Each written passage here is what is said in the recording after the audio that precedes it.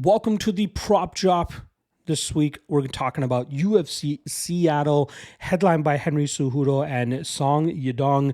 Very fun bantamweight matchup. And then the co-main event, we got middleweights going at it here as the streaking Anthony Hernandez looks to shut the door on his rivalry with Brendan Allen. And this time, they have to go 3 rounds instead of the 5 rounds when they competed for an LFA middleweight title back in 2018. All right, reminder, this prop drop segment is going through the entire 12-fight card, giving you guys my favorite props for each matchup, a little bit of a hedge in some of those spots as well in case things go awry. At the end of it, I'll also drop my top 3 prop bets as well as my long shot as well, so stay tuned for that. So without further ado, let's get right into it. First matchup up, Modestas Bukauskas going up against Rafael Cerqueira. I'm thinking that we're going to see Bukauskas touch up Cerqueira from distance, and I expect this fight to actually end up going the full 15 minutes. I think the fight to go to decision at plus 190 is not a bad spot. I think Bukauskas by decision plus 300 is likely the prop that's going to end up hitting here. But on the flip side, if you're looking to back Cerqueira, I think the best way for him to win this matchup is try to utilize his BJJ black belt, looking to take Bukauskas to the ground and trying to sink in a submission, which you can currently get at plus 1800. But I think that the line on Bukauskas is a little bit wide here in terms of his money line, which is why his decision prop may not be that bad. And I think it's this nice of a price due to the recency bias of Cerqueira getting starched by Aslan last time around. But I think that's a little bit of an anomaly, and we'll actually see Bukauskas take his time a little bit more, really touch up Cerqueira from distance, and end up winning this fight on the scorecards, like I said, plus 300. Next up, Nursultan Ruziboev going up against UFC debutant and short notice replacement McConico. Now, McConico was actually scheduled to fight last week for Tough Enough, if I'm not mistaken. On a winning streak right now, BJJ brown belt, trains out of the MMA lab, and I think he has all the skills in the world to go out there and muzzle the very aggressive style of Nursultan Ruziboev. I actually think McConico will take this fight the full 15 minutes using a combination of his striking, but more so leaning on the grappling side of things by keeping Ruziboev on his back and really just stifling that offense that we normally see from Ruziboev. I think McConico by decision at plus 550, not a bad line at all.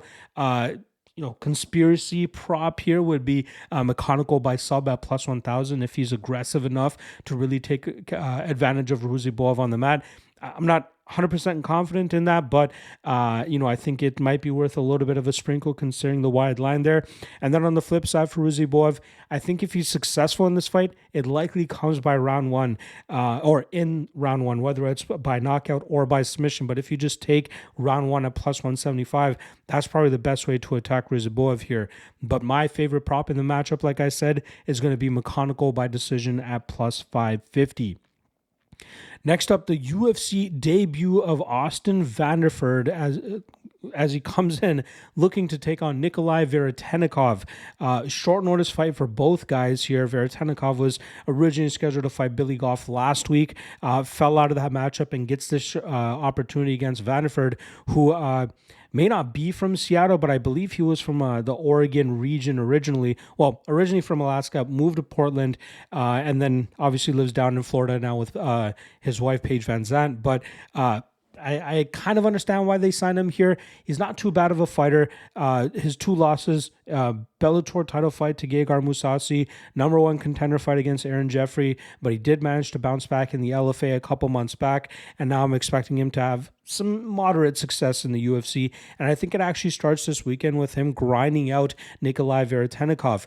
Veretennikov has some decent defensive grappling, but considering how Vanderford can mix it up and really chain his wrestling attempts together, I think he'll put a huge amount of pressure on Veretennikov, slowly grinding this fight out. It might be boring, it might be nasty, but I think Vanderford ends up getting his hand raised on the scorecards here, and that comes in at plus 220. No matter who ends up getting their hand raised, I expect it to come on the scorecards, and you can get the fight to go to decision at plus 105. All right, next up, Javid Basharat looking to get back to his winning ways as he goes up against Ricky Simone here. I think this is a great stylistic matchup for Basharat, who normally showcases great takedown defense, and I think he'll be able to shut down the wrestling of Simone and then batter him from distance with his combination striking and his calf-kicking style. Simone will be looking to crash the pocket with big power punches, but I think Basharat will beat him to the punch with his crisper jab and his speed advantage, not to mention his movement, which will allow him to stay away from any takedown danger that Simone looks to implement. I think Basharat by decision, minus 120, slightly better, well, not slightly, but definitely better than his money line, which is sitting around minus 230. But I think we'll see a classic Basharat performance for him to get back into the win column, and a minus 120. That's usually one of the better spots in Basharat fights, considering he's not too he's not too consistent with getting finishes, at least at this stage of his career. Next up, Mansour Abdul-Malik coming in against Nick Klein here. I can't recall who Abdul-Malik was supposed to fight initially. Klein is coming in on short notice so that Abdul-Malik can still perform. And then perform, I expect him to do so. And I think that will hold up with the trend that we normally see in his fights. And that's going out there and finishing guys in that first round, just like he did against Dushko Todorovic last time around. Plus 125, sign me up, especially when you got a guy that's closing in around minus 1,000. On the flip side, again, if you're looking to hedge in this spot, you're not getting a bad line here on Nick Klein, round 1 submission plus 3,200. Now, the way for him to implement that is to be very chaotic, push the pressure right off of Abdul-Malik. Don't respect the power, even though that power will likely put him out clean. But if he's able to land a big shot of his own and put Abdul-Malik on wobbly legs, he might be able to get this into the grappling realm where he feels more comfortable. And from there, he might be able to snatch up the neck of Abdul-Malik. And again, if it's going to happen, I think it happens early, which is why round 1 submission plus 3,200 is the hedge that I would recommend. But the spot that I like the most in this matchup is going to be Abdul-Malik, round 1 knockout plus 125. All right, next up, Andre Fili going up against Melquizael Costa. I expect this fight to go to the scorecards. Both guys have produced finishes here and there, but I think they'll kind of muzzle each other here. I think we'll see it go to the scorecards. Like I said, minus 165 is the line there. But I think the striking advantage of Fili will allow him to really touch up Costa from distance. He won't be able to land anything, seminal enough to at least finish the fight. But I think that will see Fili slowly chip away at him, maybe engage in the clinch a little bit, but the majority of his success will likely come from the striking realm, and I expect him to win this fight on the scorecards, which is currently sitting at plus 240. All right, next up, Iwan Cutelaba going up against Ibo Aslan. Should be either a car crash of a fight or it might be a long, grinding approach that Cutelaba may look to take here. I do expect this fight to finish inside the distance, so it's kind of honing in on which prop that you're liking the most here. I think that we're going to see Cutelaba look to get Aslan to the ground and either posture up and look for a TKO, which currently comes in at plus 420, or he's able to sink in a choke of some sort or a submission, and you can get that at plus 950. I'm thinking the former more than the latter here, so I'm thinking more knockout than submission, but submission at plus 950 is definitely worth a little bit of a consideration. On the flip side for Ibo Aslan, round 1 knockout plus 270. That's probably how he ends up getting it done if he's able to get his hand raised, but I'm going to lean with the UFC vet here and hope that he can uncork a nasty knockout and spring the upset here over Ibo Aslan. All right, another light heavyweight matchup here as we have Alonzo Menifield welcoming short notice newcomer Julius Walker to the UFC. This should be a fun fight between two guys that love to throw down big, heavy strikes, and I'm expecting that here from Alonzo Menifield once again. I wouldn't be surprised to see him utilize that clinch approach to try to slow Julius down, and then from there, I think we'll see him uncork a big shot to put Walker completely out. Walker is an intriguing prospect, 6-0, undefeated, athletic fighter. That might be enough for him to actually get the job done here as well. Him to win by knockout is currently sitting at plus 460, but I think he has a lot of issues in terms of his striking defense, something that a power puncher and somebody with the speed of Alonzo Menifield should be able to take advantage of.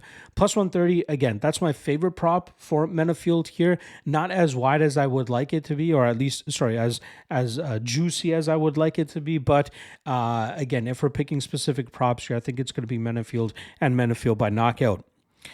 Next up, Gene Silva going up against Melsik Baghdasaryan. It seems like the public is privy on the fact that Baghdasaryan should not be a massive underdog, although we still find Gene Silva as a pretty heavy favorite here. But I think that this will be a competitive matchup that will likely end up hitting the scorecards. Obviously, when you got a guy like Gene Silva or Baghdasaryan, who can turn off the lights at any time, you're going to be sweating this out if you're betting an over, but you are getting a plus money spot here at plus 110 for the over 2.5. I think Gene Silva, with his activity and probably landing a little bit more damaging blows, will likely get him ahead here and probably get him the victory on the scorecards, which is sitting currently at plus 220, but you can get a decent line on Baghdasaryan to win by decision at plus 700, but I am going to lean with the Silva side here. I think my favorite spot will be the over, though, or the fight to go to decision, which currently sits around plus 140. All right, next up, Gene Matsumoto going up against Rob Font. Fun bantamweight matchup here. Like I said before, Matsumoto was scheduled to fight Chris Gutierrez in 2 weeks at UFC 313. Gets a big opportunity here to fight a big name in the bantamweight division, and he's taking full advantage of it. I expect this fight to primarily take place in the striking realm, and although Rob Font might be able to get ahead on numbers, I think once Matsumoto starts to get into his groove and starts landing combinations and countering Rob Font, he might be able to land the more damaging blows, and we've seen that be the tale for Rob Font in the past. He might be able to get ahead on numbers, but it's the more damaging blows that often come from his opponents that allow his opponents to even beat him on the scorecards if that's what ends up happening. And that's what I think is going to happen here with Matsumoto landing more damaging blows inside the pocket and countering Rob Font, throwing in his combinations, throwing his leg kicks, and I think that will be enough for him to get ahead here. You can get Matsumoto by decision at plus 125. My long shot for this matchup would be Matsumoto by knockout at plus 950. We know Rob Font has a little bit of a durability issue. He's managed to stay alive in a lot of his matchups, but you have to wonder at what point that's firmly going to crack, considering how many times we've seen him hurt in the past. But Matsumoto has the ability to land those counter shots with that speed and stinging power to possibly cause Rob Font some issues here. So knockout plus 950 is possible. And then obviously on the flip side, Rob Font by decision plus 220. That's probably how he's going to win this fight if he wins it at all. But my favorite prop for the fight will be Matsumoto by decision at plus 125. All right, moving over to the co-main event now. Anthony Hernandez going up against Brendan Allen. I do think that Hernandez will have to utilize the full 3 rounds to end up getting his hand raised here, which is why the decision prop plus 115 would be my favorite prediction or favorite prop prediction for this matchup. But if we want to get silly with it here, Hernandez round 3 sub plus 1400, always worth a little bit of a sprinkle, considering he's always pushing opponents and breaking them in those second and third rounds. Can he do that to Brendan Allen here? It's possible, and at plus 1400, that number is intriguing enough to take a little bit of a shot. And then on the flip side, for Brendan Allen, for him to win this fight, I think it probably comes by submission at plus 1100. We know Hernandez can be hurt and put into submissions, but I think it's going to be very difficult to do for Allen, which is why I understand this prop being as wide as it is at plus 1100. It could prove fruitful for anybody looking to take that hedge spot here. So Allen via sub plus 1100, but I think the two best ones are going to be Hernandez sub plus 150, Hernandez decision plus 115, Hernandez round 3 sub plus 1400. All right, the main event, Henry Cejudo, Song Yadong. I'm not overly confident in the prediction that I have for this matchup, which if you guys watched the podcast earlier this week, I went with Song Yadong by decision. But again, this could be a very close fight that could go either way. I think the point spread on Cejudo plus 5.5, plus 100 is not a bad spot to take a shot on. I could see him winning at least 2 rounds on all 3 scorecards. Again, this is one of the more experienced and highly skilled opponents that Song Yadong is going against, and we don't know if he can compete at this level yet. I expect it to go to the scorecards. I think it's going to be very hard for either guy to produce a finish. So you can get fight to go to decision at minus 170, Song to win by decision plus 130, and Henry Cejudo to win by decision plus 360. So again, both guys decision props plus 130, plus 360. probably the way to go. I'd be surprised if there's a finish in this matchup. I know Song hits like a brick truck, or a Mack truck, I should say. Brick shit house. You know what I meant there. But I think Cejudo will do a good enough job in terms of avoiding the brunt of those shots and still staying active enough in this fight to see the scorecards here. And he might end up winning too. So very low confidence on this main event, but fight goes decision. Would probably be my favorite prop prediction for this matchup. All right, let's get into the top three prop bets as well as the long shot here. First prop bet, Eric McConico by decision plus 550. Second prop bet, Javid Basharat by decision minus 120.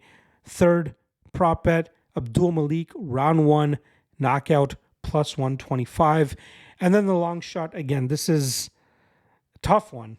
Again, I think he wins by decision, but for the sake of the long shot, we're going to go Anthony Hernandez round 3 submission plus 1400. There you guys go. That is a wrap on the full UFC Seattle slate of content that I had for this week. Reminder, LFA is probably going down as you're watching this video. I dropped a full card breakdown for it on the YouTube page already. I already got track plays for it on the Lock of the Night Patreon page. Octagon 67 goes down tomorrow afternoon.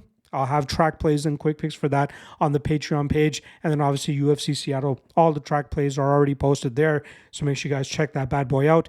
And I might be nice and early for my UFC Vegas, is it 103, 102, 103 breakdown.